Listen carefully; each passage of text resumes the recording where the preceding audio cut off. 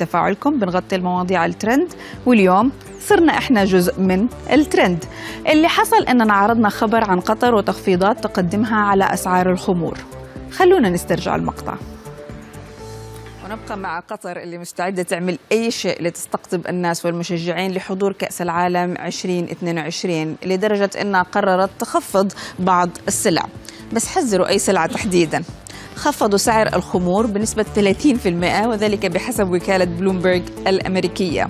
خطوة من شأنها بحسب بلومبرج استرضاء السكان والزوار ومشجعي كرة القدم اللي شعروا بقلق من ارتفاع أسعار الكحول. وكانت قطر فرضت ما سمي بضريبة الخطيئة، ورفعت أسعار المشروبات الكحولية والتبغ بنسبة 100%، لكنها الآن تراجعت، وزيادة على التراجع كمان نزلت تخفيض. ننتظر تعليقات أصحابهم في الكويت على الكرم القطري. الجملة الأخيرة لسبب ما البعض حسوا أنها بتنطبق عليهم وزعلوا وهاشتاجوني. قبل كل شيء أنا أحمل للكويت كل محبة وتقدير، لكن الحقيقة أن الجملة اللي أغضبت البعض هي ببساطة عن الناس المتحمسة دائما للدفاع عن قطر.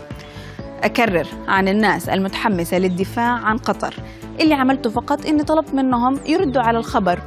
هم نفس الناس اللي بالكم ممكن في موضوع معين يهاجموا السعودية، لكن لما يجي الموضوع على قطر إما يدافعوا أو يسكتوا. هدول تحديدا اللي قصدناهم واللي كنت بنتظر تعليقاتهم، والحقيقة إنها وصلتنا. وفي الأخير أكرر، أنا كنت واضحة وصريحة.